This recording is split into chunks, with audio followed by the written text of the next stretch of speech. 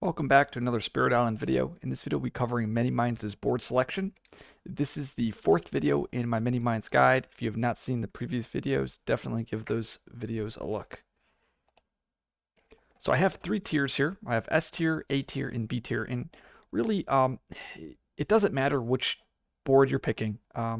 Many Minds is pretty solid on all of the boards. I mean, if the worst case you're in B tier, I mean, I've picked these boards G and H all the time, and I tend to do pretty well.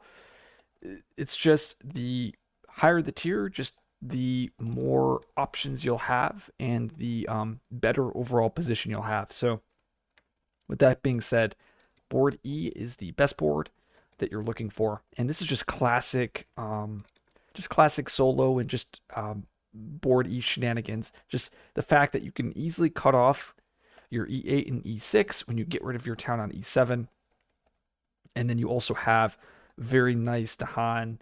I guess like very easy to pair them up near the coast, which is pretty favorable. I have these red lines drawn, and that's just basically to indicate a 3 distance away. So if I'm on E2, it takes 1, 2, 3 to get to E8. And you'll see that I have it drawn in across all the other boards. The reason why that's important is because of Many Minds' left innate, which allows you to gather beasts up to 2 range, and then you can push beasts. So, for instance, if I need to get beasts into both the mountain and the wetland, I'll have to gather beasts into here, and then I have to push 2 away from E2, and as you can see, I can't hit either my E6 or my E8. And that's kind of just what the red lines are indicating, just different lands that can't be, if you have that maxed out left innate, those are lands that you can't actually reach. But regardless, board E is just a very powerful board. You have the pair of Dahan over here. Like I mentioned, the Dahan on the coast. Easy pocket formation. Your starting presence isn't in a bad position. You can easily access your wetlands on turn 2 and then your jungle on turn 3. Or, for instance, your jungle here and then your sands here. Okay, let's look at the next board. And we have board C. So, as you can see here, we have C2 and C3. It's 3 spaces away to get to that land C8. Basically, C8 is the only problem on the board, and that's why I have it circled with a black circle. I have this board rated so high. Similar to board E, it's very easy to pair up the Dahan. We have 2 Dahan here, 2 Dahan here, so it's very easy for us to just grow into those lands with G2, and then when we play Ever Multiplying Swarm, we'll have a Sacred Site there, and then we'll actually create 2 beasts. So it kind of gives us some tempo because we now don't have to move that via that left innate. We don't have to move beasts to get into that land we want to defend. We can just grow into the land, and it will automatically do that with Dahan to kind of defend. Also, you can easily access all of your land types right from the start. Once again, making the movement via that left innate quite, you can kind of use that to get ahead. You don't have to move to get into a defensive position. Pretty much all aboard C is your domain, and then you have your C8 that you'll either let blight or you'll kind of skip C8. Also, the adjacencies from board C to other boards tends to be pretty favorable just because you have this very large C4, and then you also have this C7, and you can kind of, you hop to that land on C4, and then you can pretty much access your whole board, which is quite nice. The last board I have in S tier is board F, and as you can see, I have those red lines. And just like board C, I have a black circle on F7. This is basically the land that you really can't control.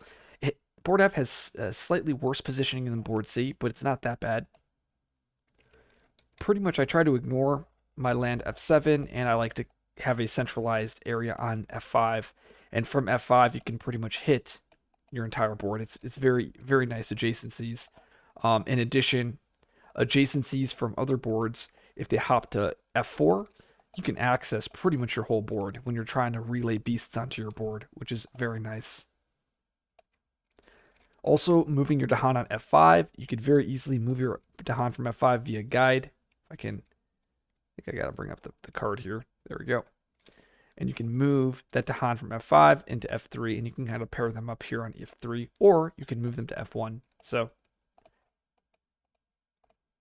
okay, looking at the next tier, This is tier A. Now these are boards that just have slightly more problems than the S tier boards. And you'll notice there's quite a lot of 3 adjacencies from our land A2 and as well as our A3.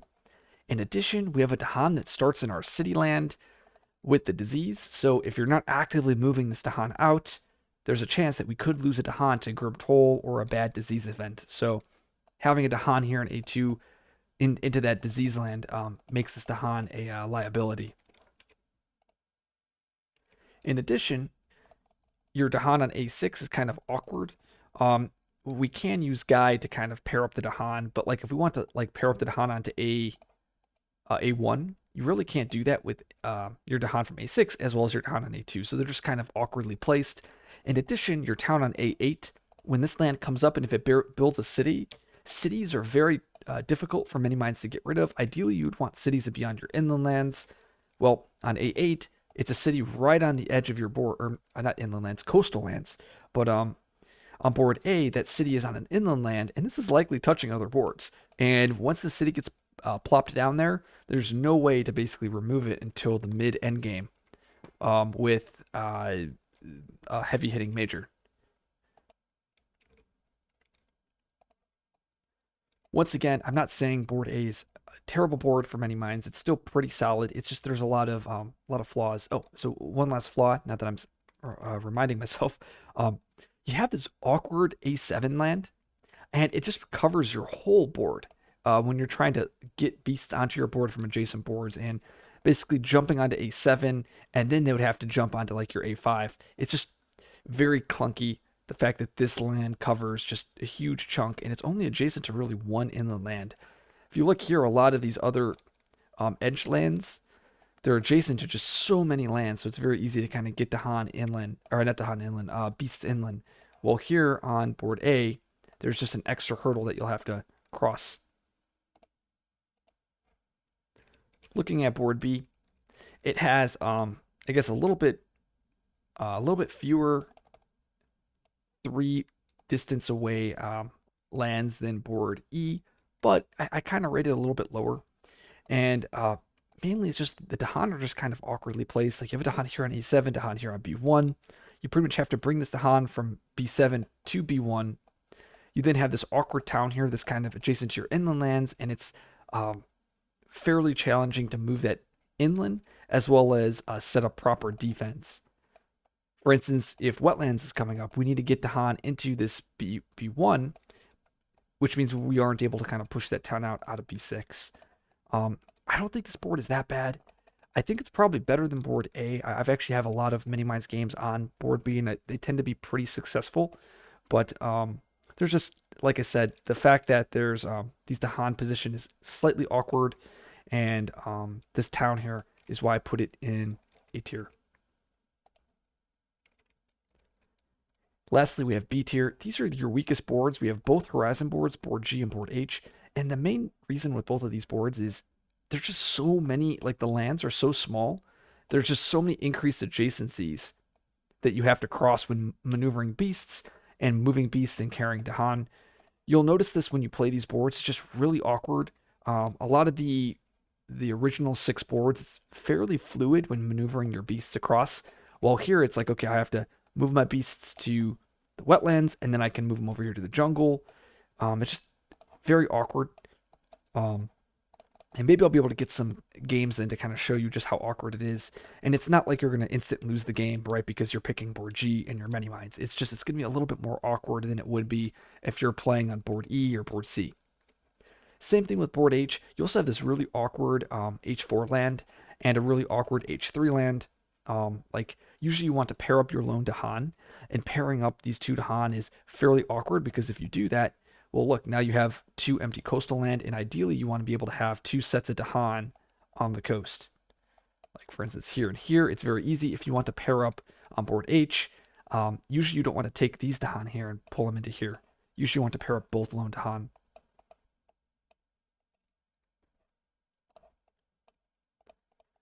Okay, and also you have this really awkward town on A7, basically bleeding all over other players' boards. And the other thing, and the same thing with board G, is you have this inland city, or not inland, this coastal city here that's adjacent to like all these inland lands. It's like you're never going to get rid of that H2 or that G2. And then look at G2 has 5 adjacencies. Like you're never going to be able to cut off the invaders from exploring. The last board I have is board D. It actually has the fewest 3 distance away spots, and that's only from D3 to D8. I have this board here just because it's board D. The fact that you have both wetlands on the coast is pretty painful, especially in adversaries like Scotland or Russia, or just the fact that your coast is constantly threatened if you hit those bad edge case explorers. In addition, your starting position here is D3, and that's pretty awkward. Um, you really can't. You have to grow into your D4 or your D2, and it's just accessing your D8 and your D7 early on is quite annoying.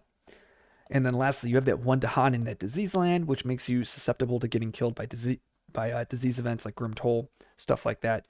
Um, Once again, all these boards are pretty solid with many minds. I think a lot of times if a player is going to lose, it's mainly because of the decisions they made, not because they board the board that they selected.